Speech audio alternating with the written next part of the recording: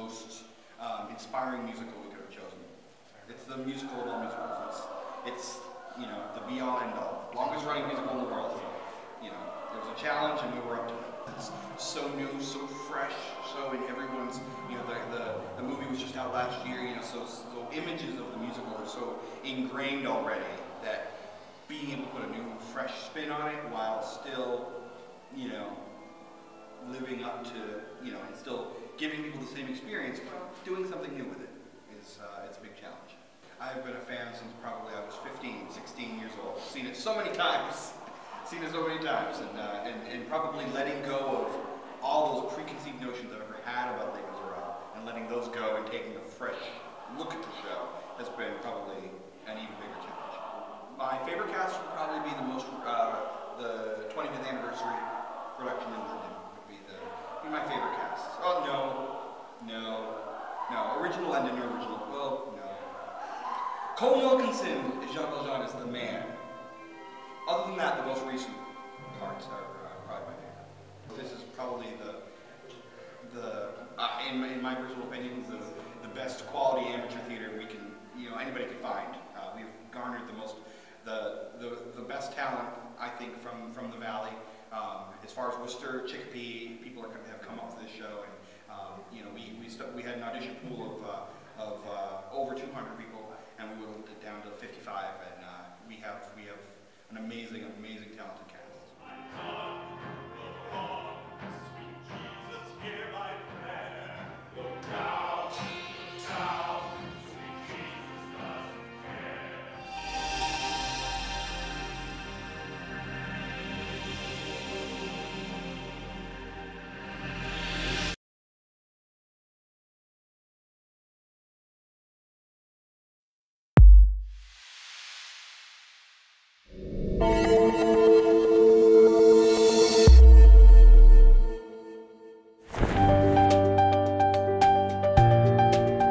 Decision theater for me is really a combination of a physical space, including the drum, which has this innovative cutting-edge technology for visualization, as well as a decision-making environment and a place for participatory engagement.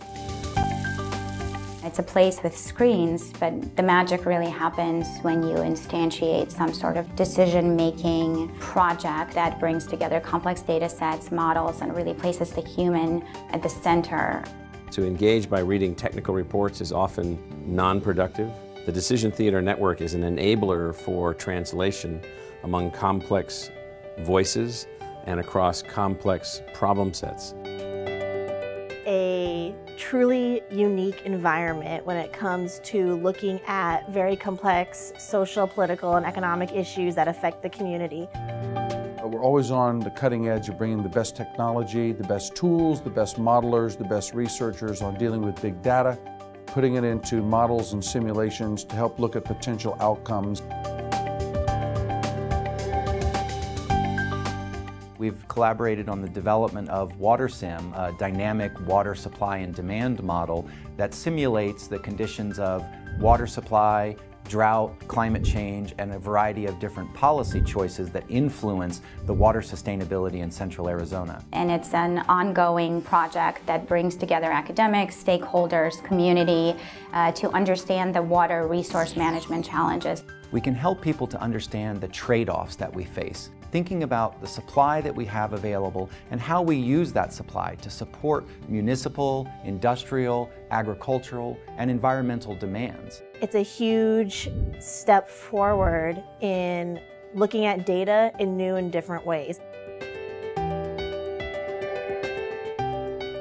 So during a public health emergency, there is an inherent level of risk, and decision theater allows us to work with local public health officials. Policymakers respond, they make decisions, and then the simulation model is embedded in this tool, and they see the outcome of that decision. So moving forward, we can compare what might have happened if they made a different decision. We can compare what would happen if they made no decisions and just let the pandemic run its course. So we had high-level county and state public health folks in this room working through this exercise and try to recreate the pressured, complex decision-making situations that public health officials would face during an emergency. And I told my boss here at Decision Theater at the time, that was so much fun. I had a blast doing that. He's like, well, you know, you can do this full time. Students tend to come in this facility from a specific discipline, and so we see graduate students broadening their research projects, asking better questions, and so they begin to think outside of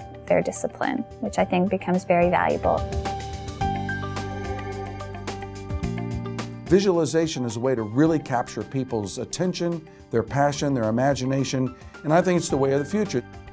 Deriving solutions where solutions weren't possible, deriving decision prototypes where decisions are very difficult or very challenging. In the future, I see the decision theater increasingly focused on a variety of global problems and challenges to solve critical water sustainability challenges around the globe. The aha moment happens when you realize it's not about the screens. It's really about bringing it all together, really with the human in the center.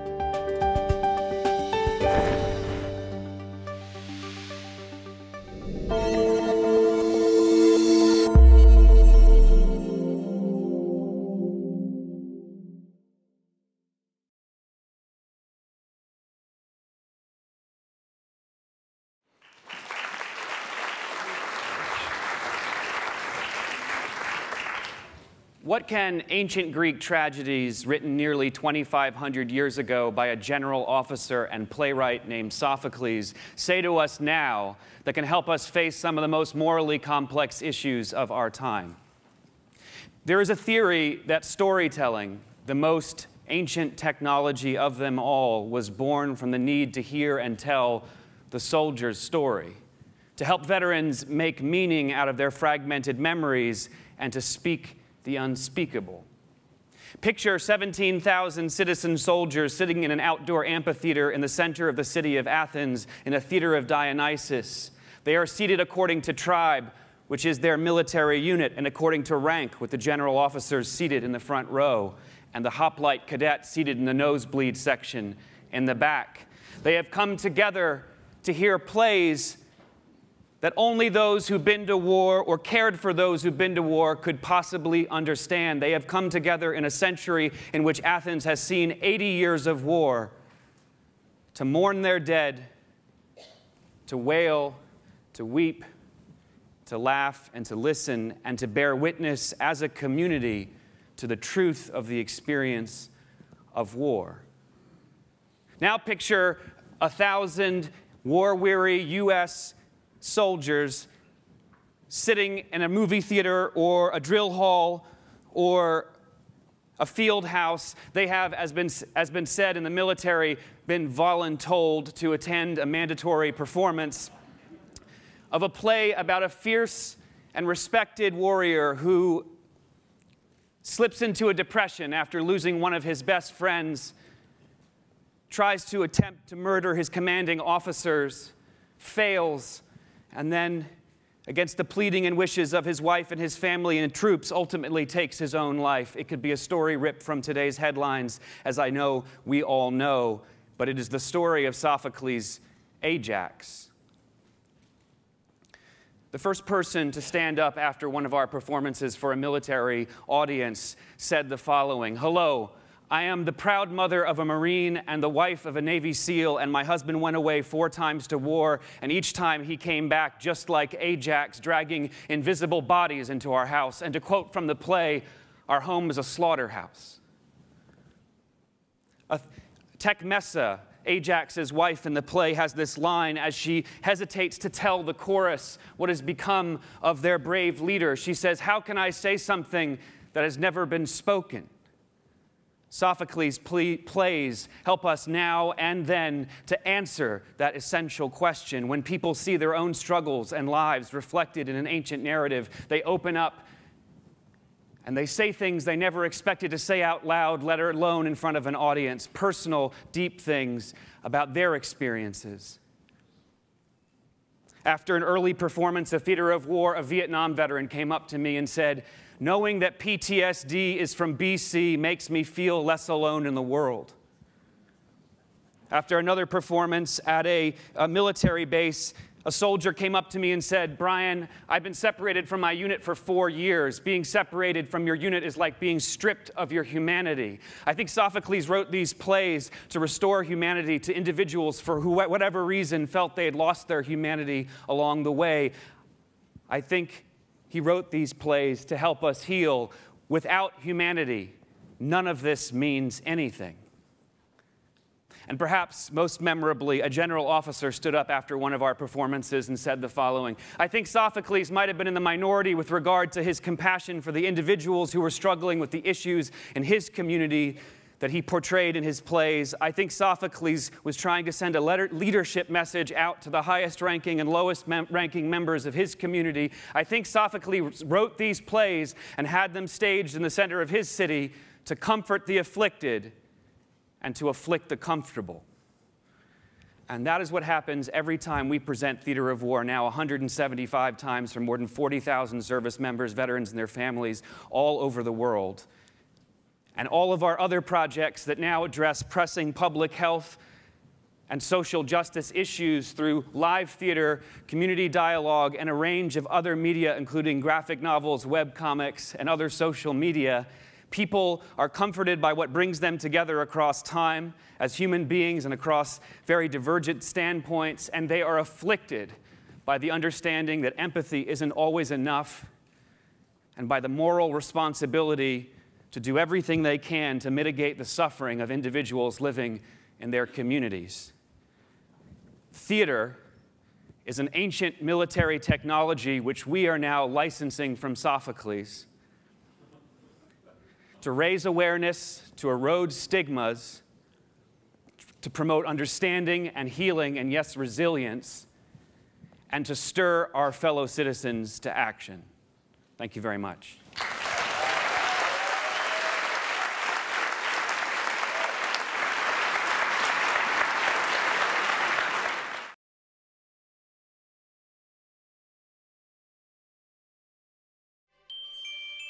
Hello, I'm Kelly Lazenby, and this is Audrey Lazenby.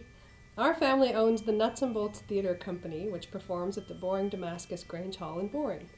Our 7th season and our 33rd production, Jacob Marley's Christmas Carol, is a heartwarming holiday tale for any age.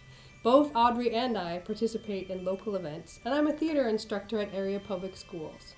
To find out more about us, go to www.nnbtheater.com, but put December 7th through the 16th on your calendar for family shows to see. We want to wish you Merry Christmas and a very artistic New Year.